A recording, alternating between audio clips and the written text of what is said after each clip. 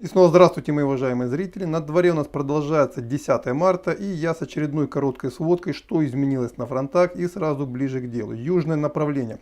Вчера главным событием стало движение российских колонн на северо-восток. То есть российские войска, очевидно, уже почувствовав себя уверенно в Николаевской области, начали брать под контроль и юг Днепропетровской области, которая расположена на правом берегу. Очень похоже, что закладываются две новые базы. Первая в Большой Александровке, вторая в районе Никополя. И таким образом теперь перед Кривым Рогом не передовой пост российских вооруженных сил, а постепенно город начинают брать кольцо. Это лишний раз показывает, что у россиян на этом направлении достаточно сил для того, чтобы двигаться вперед. Но для того, чтобы двигаться вперед, не опасаясь удара с тыла, сейчас производится расширение плацдарма. А еще, я думаю, это связано с тем, что вчера появились сообщения о том, что в Запорожскую область переброшены бойцы ДНР, которые возьмут теперь на себя полицейские функции. Помните, я предполагал, что очень похоже, что именно так все и будет. Ну, другого на самом деле нормального варианта здесь нет. Почему, например, бойцы ДНР здесь намного более к месту, чем российские военные? Потому что, знаете, местные нацики, которые будут говорить российским военным, чего вы сюда пришли,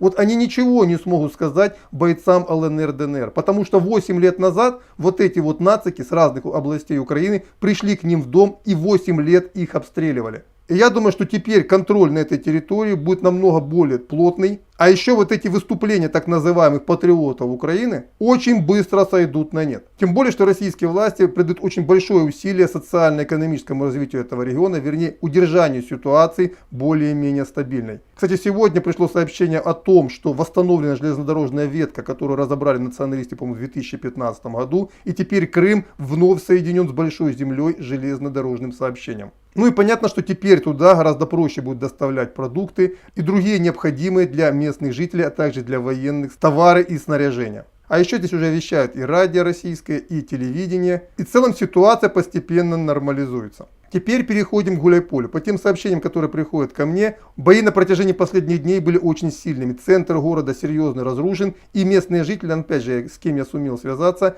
сказали, что вроде бы даже в город входили русские войска, но это все на уровне слухов. Действительно, за город идут бои, которые периодически прекращаются, тем не менее, пока украинский гарнизон в этом районе держится. Также переходим к Мариуполю, где между делом, то есть между перемириями, когда пытаются вывести хоть кого-то мирных жителей, происходит штурм города, и ДНРовские войска уже смогли достигнуть довольно серьезных успехов.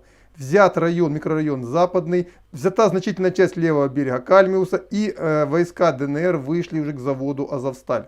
То есть постепенно кольцо окружения вокруг группировки ВСУ в этом районе сжимается, а город постепенно освобождается. Также интересную новость мне прислали мои зрители из-под Изюма, которые сказали, что российская колонна, которая несколько дней ждала северо-восточнее города Изюма, сегодня ночью снялась и ушла на юг. То есть та информация о том, что российские войска сумели наладить переправу через Северский Донец, судя по всему, подтверждается. Российские колонны, обтекая Изюм, который до конца еще не зачищен, ну как минимум с восточного направления, движутся на юг.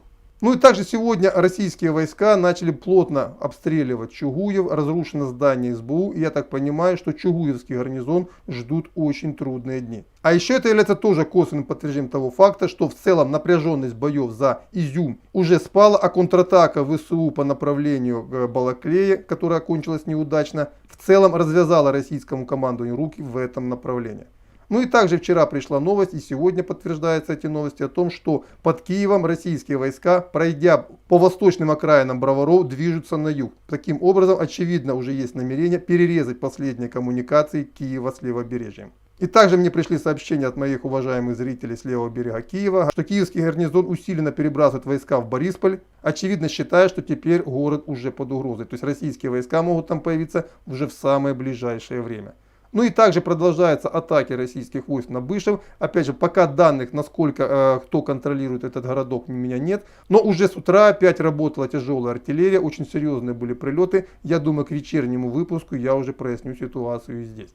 Вот примерно так сейчас выглядит ситуация на фронтах Украины. Продолжаю за ней следить, постараюсь вечером сообщить какие-то новые подробности. А на пока у меня все.